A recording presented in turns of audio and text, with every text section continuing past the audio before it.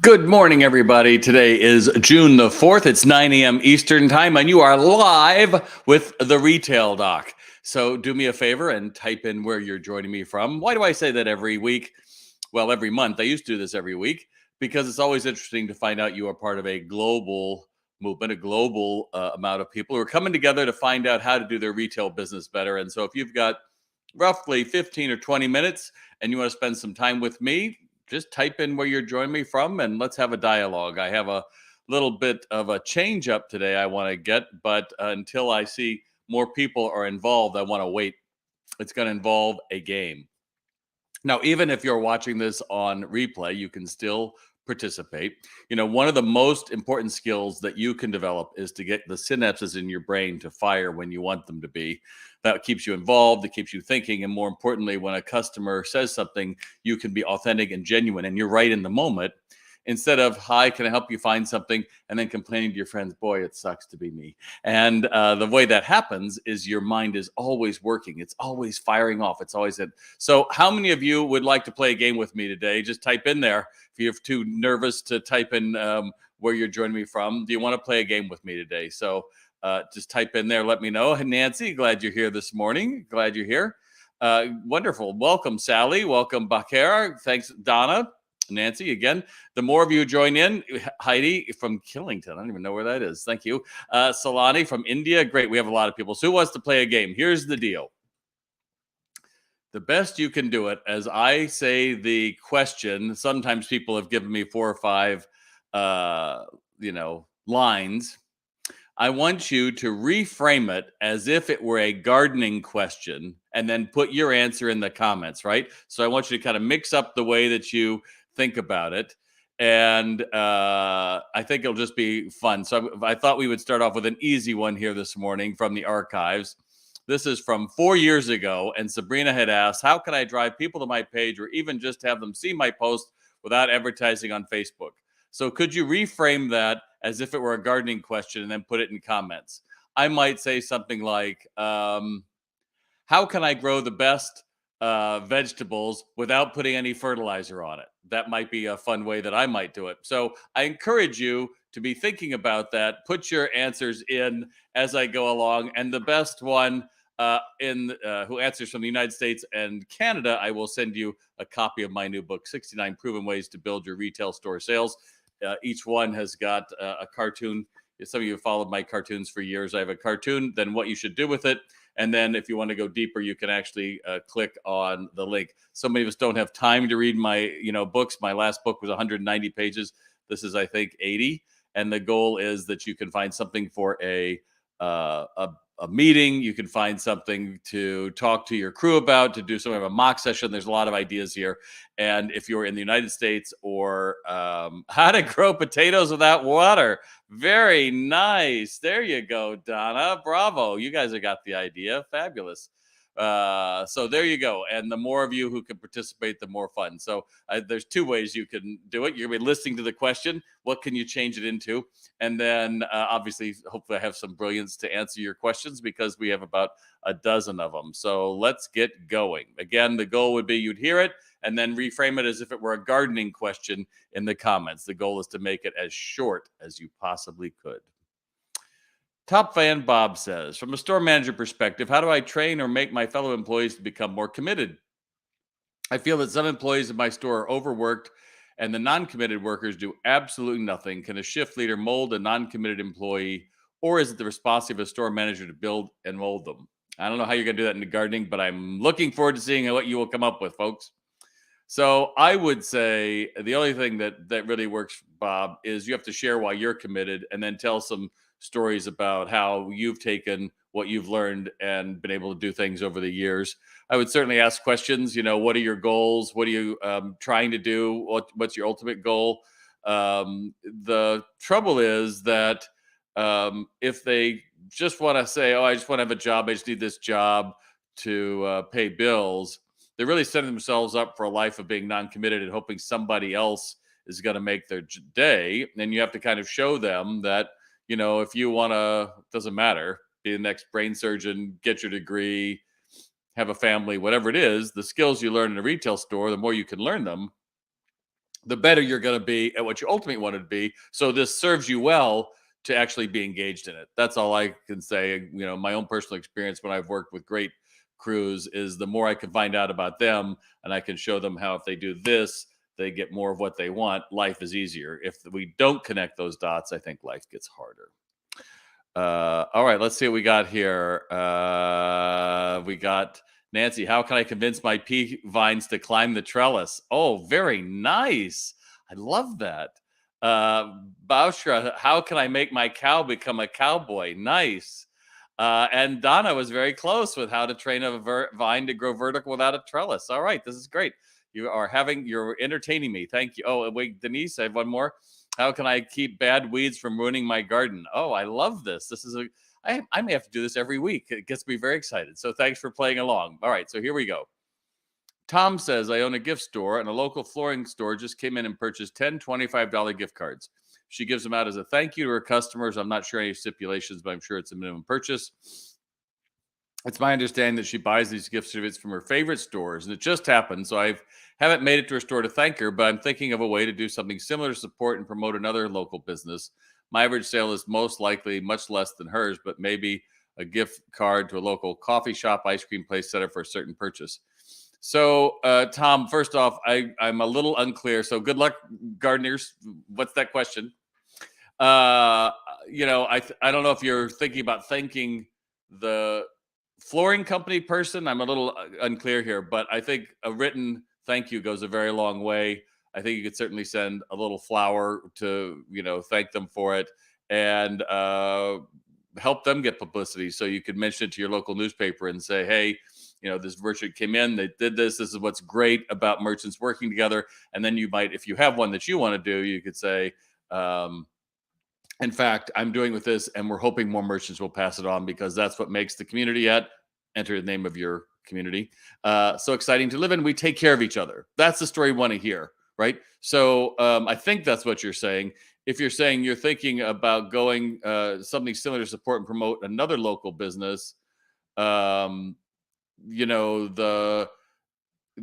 key is making it something that A will be valued by those customers and B is a nice one to have. So whatever you come up with, certainly let us know. Any gardeners on this? That would have been a hard one. Yeah, I don't have many gardeners on that one. That was a hard one. All right. And good morning, Ben. I'm glad you're from Brazil. Thank you. We're here. All right. Next one to reframe into a gardening question. Meg is very short. Best marketing advice. So, Meg, the best marketing advice is don't stop. The problem with most people is we market when we are just opening, we market when we want to get rid of crap, and we market when we're going out of business. And the best people understand that marketing is something we have to do all the time. It's like the reason I do my Facebook lives once a month because I have to remind you that I'm around, right? I was doing these every week, but then it becomes much more of a burden on me and frankly you can get burned out because know that I'm there every week, right? So marketing for all of you is really a matter of, one, don't forget that I'm around. Like if you had a good experience with me, your loyal customers, people on your list, they want to know about you. And number two is to go through and that maybe they forgot about you, but by being in front of them everyone, I've told this story a million times about the stationery store in Glendale, California, where I grew up. For every month they would send out a postcard, and it didn't matter what it was. It might be, a dozen pens for X amount of money, or paper, or art supplies, or rubber glue, or whatever it was. It didn't matter. Every time that arrived, it made you wonder, like, oh yeah, do I need any of that? And so the likelihood of it showing up on the day that you needed that exact thing, very low. But it did get you to be thinking 12 times a year of this brand, and they were in business. They just closed because of the pandemic. They were in there for like I don't know, 50, 60 years, Swain's in Glendale, California. So the thing is that your best marketing advice is no matter what it is, just be consistent. Don't take out a radio ad blitz for, 2 days and then go dark for the rest of the year. Don't take out an ad that's, big and then disappear from the scene. It's consistency. That's the best marketing advice I can get you. Let's see. We've got a few here. We've got, how can I water my plants without water them? Okay, nice. Garden in the rain. Okay, good. Show me the plants. Nice. Garden in the rain. It's easy to pick the weeds. Okay, great, great. You're having fun with it. I appreciate that. Next one, Jackie says, any ideas for events like a ladies' night? Do you offer demos? I'm a little unclear what you're asking here, Jackie. Are you asking me if I offer demos? I mean, I certainly do, but any ideas for events like a ladies' night? We've done it for 10 years and we want to change it up. It's at Christmas. Any suggestions?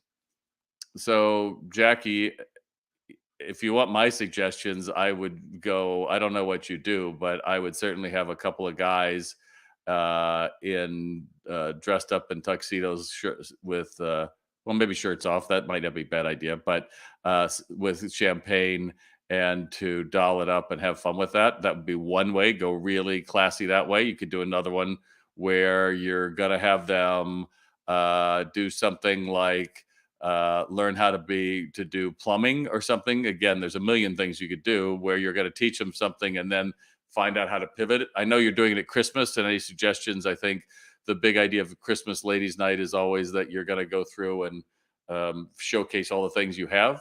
Consider mixing it up and saying it's a guys' night or it's somebody different, right? It's like wear your something and show your support for some kind of a cause around you. I think the more you can partner with our organizations, particularly at Christmas, that this is going to benefit someone. It's going to benefit. I told the story a couple of weeks ago about it's Birmingham, Michigan, that the merchants all chose foster kids at 18 because at 18 they are basically just put out and they have to find their way, and so they chose this group and they were donating, so they had a fundraiser. So there's ways you can do it, but I think wherever you can spread the publicity, I think the better you can do. So there you go. I got no takers on that one this time. All right, so no ladies night. All right, so Amy, how do we use social media effectively? How do we use social media effectively? Well, basically you encourage people to comment and to talk to you. That's the best, and to ask you questions. The more they can do that, the better. The more you find out people who are saying one thing, it informs your newsletter, it informs your ads, those kind of things. Your goal, the ultimate goal, is not just to have people to tune in live with you. That's great, but a lot of people watch it on replay, and then a lot of people at the end will talk about it. So you want to get in that dialogue. You don't want to just have people like, yay. You want them to ask you questions, and you want to be able to answer questions from them that are really on their mind. So it might be gardening, and how do I know how to water a plant? The answer is you pick it up, and if it's light, you got to water it. If it's heavy, it still has enough water. It's simple things like that people are like, oh, I like this person. So I encourage you with that. We don't have as many reframing. I know I've got another 6 to go, so it can get a little tiring to do that. I know. But if you come up with it, that's great. Jason asks, how do you feel about partnering with a vendor who started out as direct to consumer and is now opening wholesale accounts? Their primary focus is still D2C. Jason, if I can make money at it, I would certainly open that account. What the heck do you care? The reality is most D2C brands are realizing that brick and mortar is their most profitable way to go because acquisition and shipping and everything else is eating up margins. So if they can go through and do it, and usually D2C has a very strong TikTok or Instagram following, that can help you. I don't see what the downside. I think it might be, we just say, well, they were D2C and now they're coming after us. There's an awful lot of people smaller retailers, particular, who the vendor created the product, brought it into the little smaller stores, and then they ended up going D2C or they mass market, and people hate them forever. And it's like, well, that's the market. You have to test it first. And these people tested it first, and they realized they couldn't make money without people like you. So how great is that? Heidi, any ideas on how to keep team morale strong when a longstanding valued member leaves? Valued member of the team leaves. There you go. That's a great question. What would that be, gardening people? Keep morale strong when a longstanding valued member leaves. When you have to transplant or one of your best roses out of your rose garden, how do you make sure the rest of them can pick up the slack? Maybe that's it. I don't know. I think the key is always to reframe it from how sad that is to how great it is. She learned all these great skills.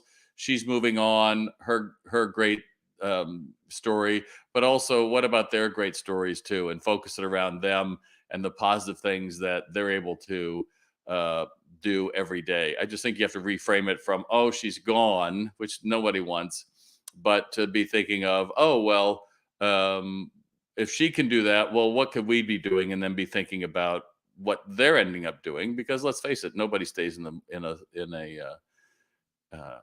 a job that long, particularly younger people. I think I read something they're expecting 9 jobs in their lifetime, compared to, I think, my job, my boomers, it was supposed to be 4. So crazy.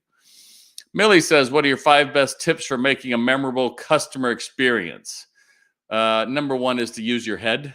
I think too many retailers do not use their head. They just say whatever they've always said. Do you have X? It's over there. And the brain has never been challenged to do anything. It hasn't had to learn anything. It just says the same thing.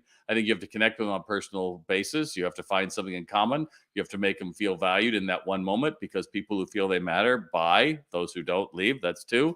Number 3 is to use their name 3 times. I don't know what 3 is. Ritz-Carlton did a study about it, that 4 is too much and 2 is not enough.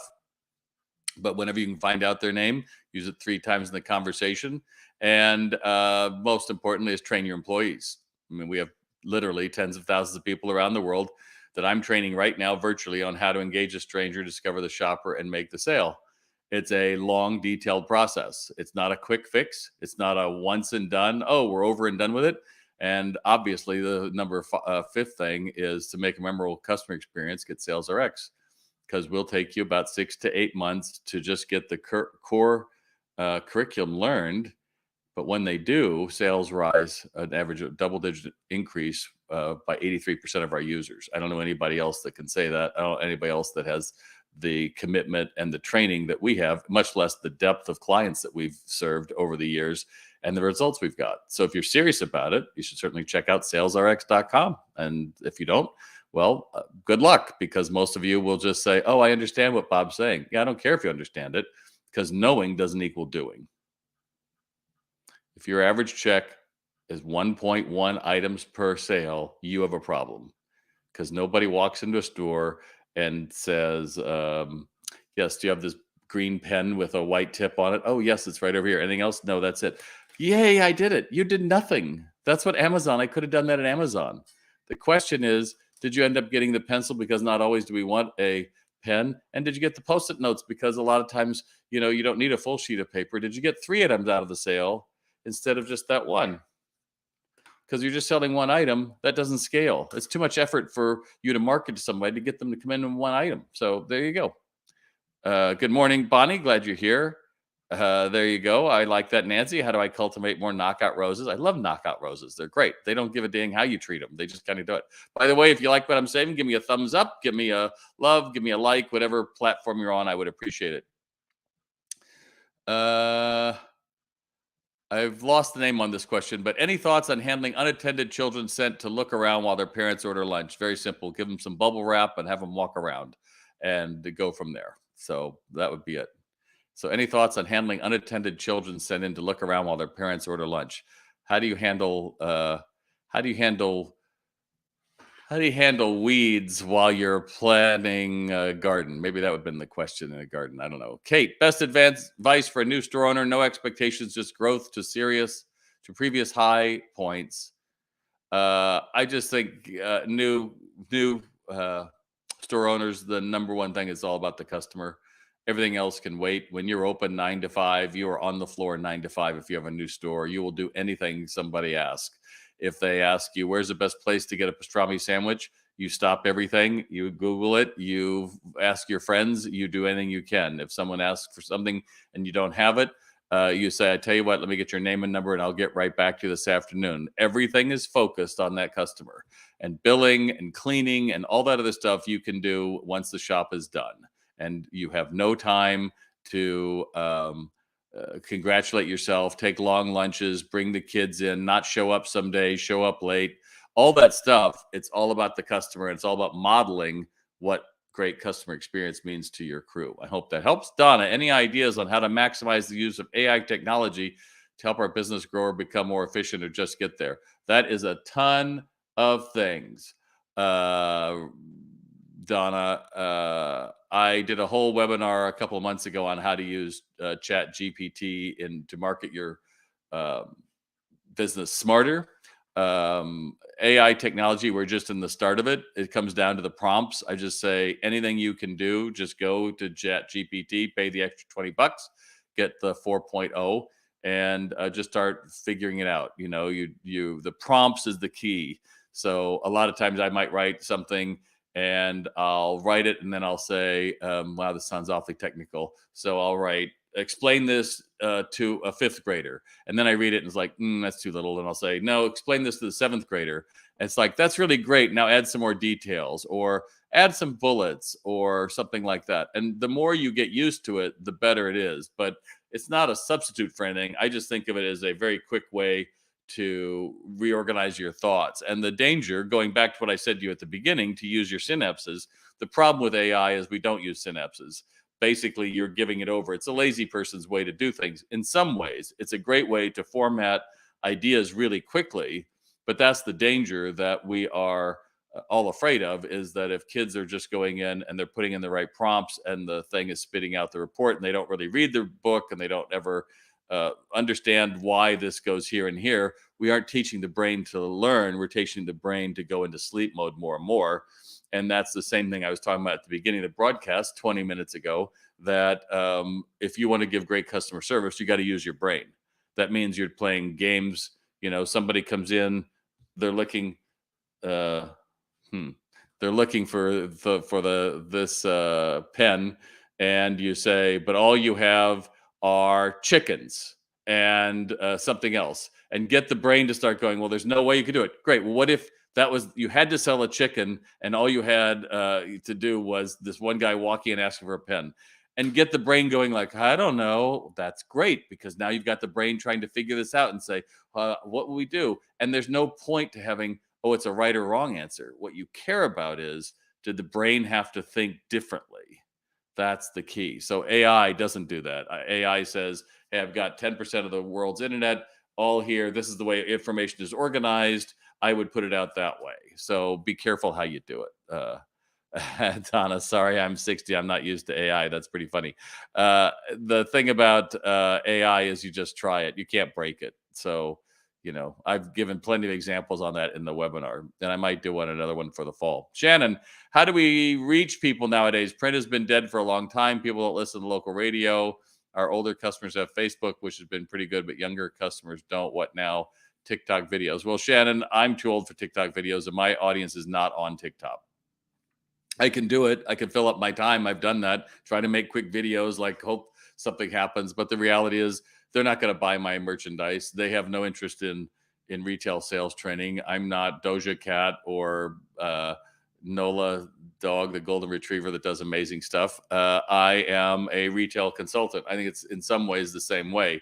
You have to understand, Shannon, who is the customer you want, who's the one, more importantly, that pays top dollar for your merchandise, and then you want to find out where they are.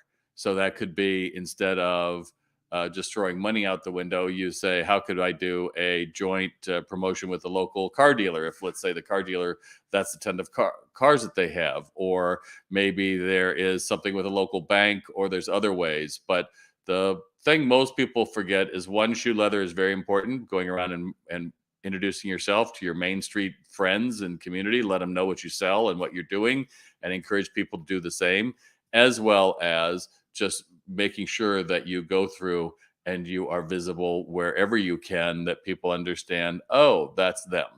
Which leads me to my next question, and I only have one more, and this will wrap us up. If you have any questions in the meantime, you can type it in here, even if it's not garden related. I know that got a little long for some of you, so there you go. Joanne, I'm amazed at how many people come into my business and say, how long are you here? I never was in the shop before. I tell them since 86, but we've evolved. We use social media and boost ads. We're in the chamber and use their website for marketing. I'm not sure that's a great thing to do, but okay. We also have weekly e-blasts from the chamber. Again, I'm not sure that's the best thing to do. I'm rotating the area, and many people through that. Also, I'm thinking I should hire someone just to sit out front of my store and hand out a flyer and see if that brings more people off the sidewalk. So, Joanne, that's, I've joked about that a long time. People want to go through and take out ads in all these different publications. I'm like, you could have someone stand in front of your store and say, here's $10 if you walk in. I get how that works. But the most important thing is search is going to be changing. Search is going to be changing into something that's much more social, which is why hashtags that we would use in Instagram and other things are really important in Facebook for it to find.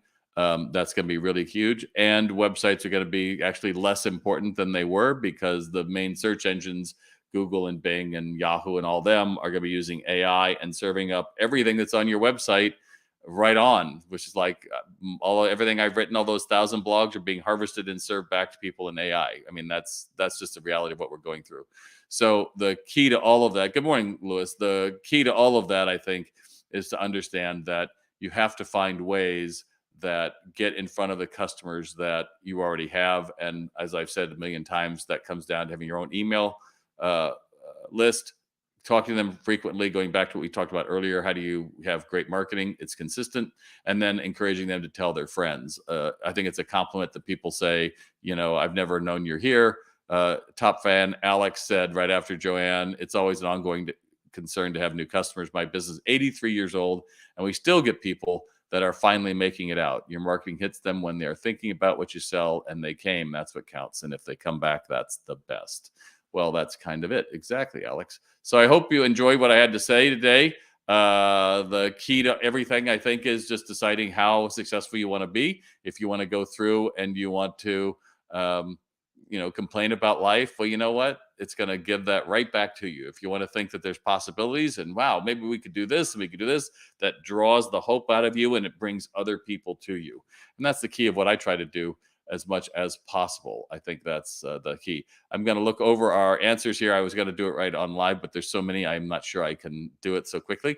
So I will look at it and then I will contact you and send you a copy of 69 Proven Ways to Build Your Retail Store. There's a bill digitally and physically, and it's available at retaildoc.com. Go up to the shop button or on books or in Amazon. So with all that to say, I hope you have a great rest of your week. I'll see you the 4th of July weekend. I don't know if it's early or after the 4th, but I will certainly see you then. In the meantime, just remember, we're about as successful as we make our minds up to be.